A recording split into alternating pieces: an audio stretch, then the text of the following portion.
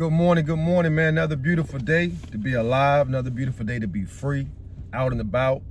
And I want to say, give shots out, man. Don't forget about your people doing time, man. There's a lot of guys right now. It's 9:30. A lot of guys on the rec yard right now. You know, the dorms getting cleaned up. Some guys maybe be in education right now. Some guys at work. The kitchen definitely getting cleaned up because, child was just over a few hours ago.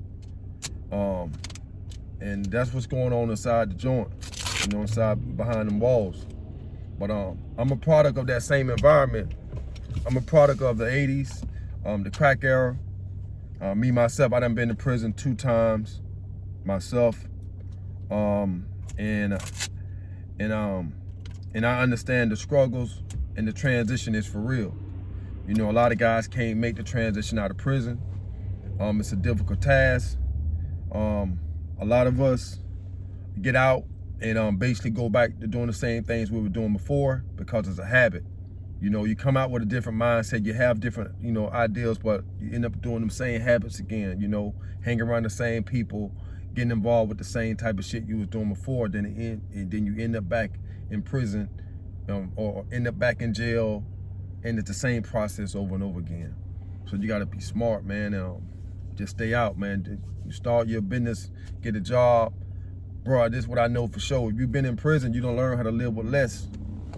Because when you're in prison, you ain't have much, but you were still living, you were still eating, you weren't hungry, So if you done been in prison, man, you can live with less, dog. You ain't gotta have all that flashy shit, all that jewelry and all that, man. If you was out here in the game, you done had all that, man. I used to buy jewelry and shit, man, and buy that shit and it don't make me feel no different, man. So I'm just more satisfied in just living, making shit happen, making things happen that I see is important for us. And I'm gonna tell you some men, man, y'all gotta realize, bro, when you get a little older, you're gonna have to take care of yourself. If you don't have no good woman on your side, someone that's gonna, beat up till you leave here, you're gonna have to take care of yourself, bro. Just look at your environment. Look how many men you see by themselves, at the end of the day, So if you ain't got yourself a place to save, you ain't got yourself in a financial position so you can have something of your own, you're gonna be in trouble. But this ain't what this about this morning. Basically, I want to tell you guys about a story of something that kind of like made me take my business to another level. And it has a lot to do with property preservation. Like I always speak about it. That's where I got my start doing. When I got back out, I got made my transition starting a business, and it was property preservation. All right. I was doing good in this business for a few years. We once I got the system down, man, we was rolling. We was making a lot of money, 180,000, 200,000 a year just from doing property preservation. That's good for someone just coming back out of prison, seeing that type of money from running a legitimate business. So, my eye was really on it. This is all I wanted to do. I was making like 14,000 a month doing maintenance and not including all the initial services that I was doing. So it was money to be made in property preservation. But something happened, man. Something happened inside of a company that we was dealing with for a long time. You had some new management come in. We were dealing with a particular coordinator at the time, and we was one of the best coordinators, what they call on your preferred vendor list. So we were one of the preferred vendors for our coordinator at the time. And then something happened internally inside of that business where some new people came in. And this one new coordinator came in particular, name was David. And when he came in, he wanted to meet everybody, this and this and this and this. Basically, he wanted to set his rules and what he was going to tolerate and what he was looking for. And he used to be some type of inspector or something before. But for some reason, he's like he had something against my company. And I think it was because we was the preferred vendor of the person job who he just took. And I think they had some type of internal beef going on. So anything dealing with us, for some reason, he wanted to figure out a way to try and sabotage my company. And that's my opinion, and that's what I feel. I remember one particular moment, he got a call, and he told my mom, because she does my administration, And he kind of went off on her about, hey, we told y'all over and over again not to cut the locks off the gate for the pool. And I told him we didn't do that. My guys that does the maintenance, they know not to cut the locks off the pool. Well, the real estate agent told us that he spoke with y'all personally. He spoke with your mom personally and told her. And I was like, that's a lie, man. He didn't speak to my mom, and my mom verified that. She did not speak to him. So I went out to the property and I investigated because I wanted to make sure that my guys didn't cut the lock off the gate. Because one thing for sure, I'm gonna go to bat for them if I know they didn't do anything wrong before I go, you know, and say, hey man, you did something wrong. I'm gonna make sure I got enough evidence to say what happened. So I went out to the property and I investigated the property. I seen where the lock was cut off, but I went into the backyard and I was paying attention. I was like, well, the yard do like it's just been cut, but look what's on top.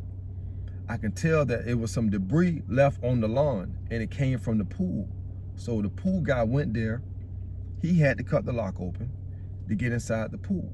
He cleaned the pool out, and I guess when he was pulling his hose out, some of the debris that was inside, all that algae and green stuff, was left on the lawn. So I know if my guy would have came behind him, that stuff wouldn't have been there because it would have got cut up with the lawnmower. So right then I knew, man, my guy didn't do that. That was the pool guy who came to clean the pool. He was the one who came in and cut the lock off. That was somebody that the real estate agent hired himself. So why you call us, tell us that we did this, safety issue, boom, boom, boom. We done told y'all over and over and over again. And I was like, man, you lying. You lying. So from that point on, I never had a good working relationship with him. I kind of felt some bullshit. His whole staff was on some bullshit. It was like 3-4 other coordinators and the maintenance coordinators. All of them was on some bullshit.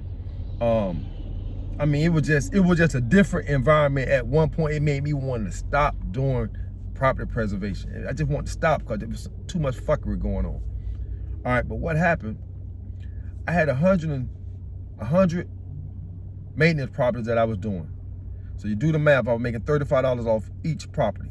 Okay, that's $3,500 per week plus the $25 we were getting for the initial service. So that's $3,500 a week times 4. That's $14,000 plus the $2,500 extra that we was getting for the maintenance. All right, that's going in, cleaning everything down, and we was getting that. So you add that up, man. He called us one day and said he's taking us off of maintenance. So I'm like, what?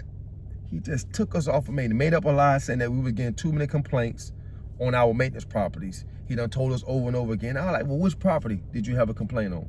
He could not give me a specific property that he had a complaint on. He just saying, well, a lot of them. Which ones?